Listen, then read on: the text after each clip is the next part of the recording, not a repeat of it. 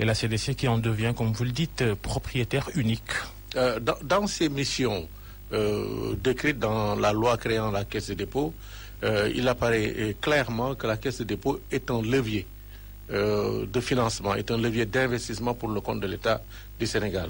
Et en ce sens, il est tout à fait logique que pour créer une compagnie qui, je le rappelle, demande beaucoup de capitaux, il était tout à fait logique que l'État du Sénégal puisse s'orienter vers la Caisse de dépôt, qui aussi était présente dans la défunte Sénégal Airlines. Donc, ce n'est pas tout à fait une nouveauté et c'est dans les missions clairement définies par la loi de la Caisse de dépôt et conciliation.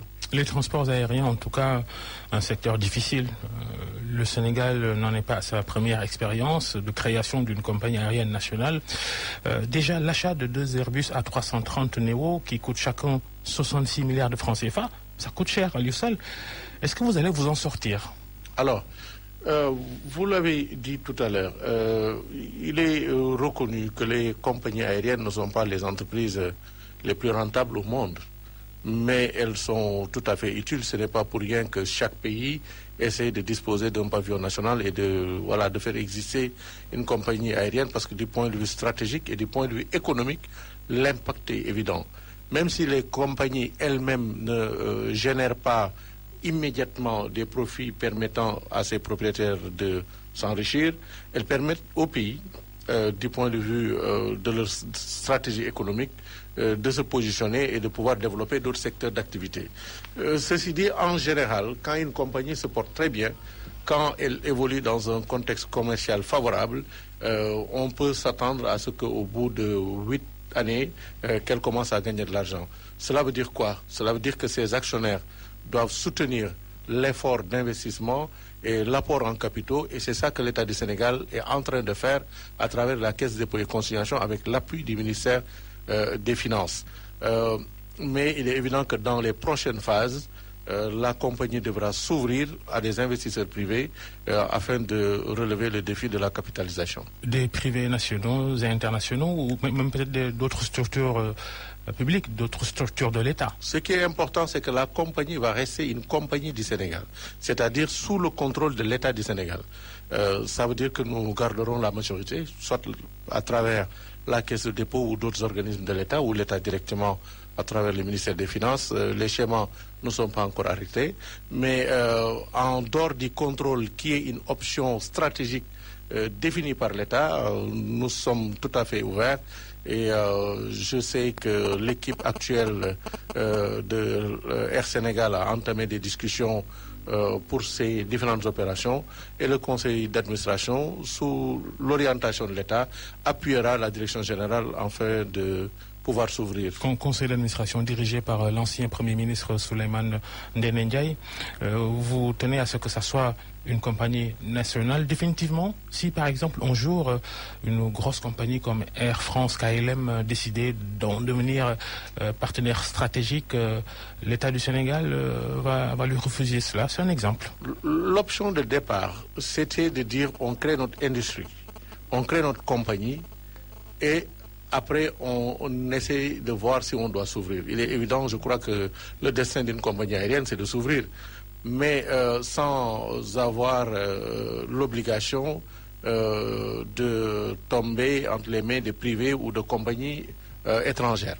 Encore une fois de plus, l'option de l'État, c'est de garder la compagnie comme une compagnie nationale, ce qui ne nous empêche pas de nous ouvrir à des partenaires stratégiques ou pas, dans un avenir que je pense d'ailleurs assez proche. Je rappelle, Aliou Sall est notre invité, le patron de la directeur général de la Caisse des dépôts et consignations, une jeune caisse. Oui. Elle n'est créée qu'en 2006, et d'ailleurs les activités n'ont réellement démarré qu'en 2007. Combien elle pèse aujourd'hui? En total bilan, puisque je crois que c'est ça le plus important, nous tournons autour de 150 milliards francs CFA.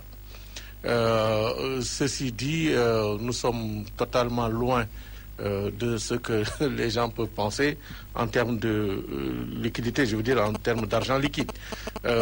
Autrement dit, il faut bien comprendre que nous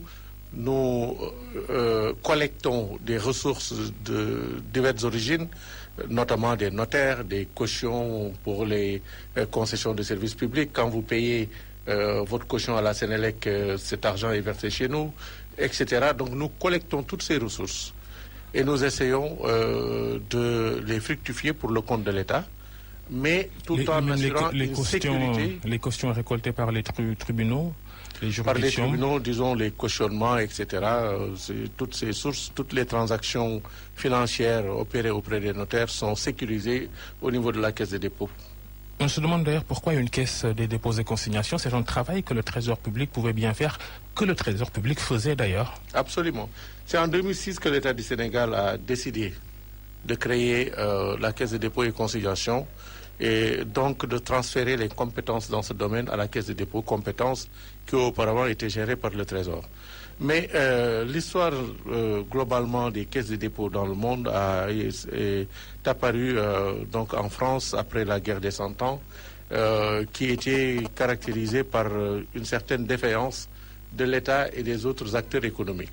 De sorte qu'il était devenu nécessaire d'imaginer et de mettre en place un mécanisme d'abord fiable, mécanisme crédible, par lequel la France, l'État français, pouvait mobiliser des ressources sans jouer sur le manque de crédibilité qui caractérisait les instances publiques. C'est pourquoi d'ailleurs, à l'origine, en France, mais toujours aujourd'hui en France, la Caisse de dépôt dépend de l'Assemblée nationale et pas de l'exécutif. C'était pour assurer une certaine indépendance de l'organe vis-à-vis des différents gouvernements qui étaient caractérisés par leur instabilité due au fait que c'était des régimes parlementaires et que c'était assez instable. Donc la Caisse de dépôt, c'est un instrument certes public,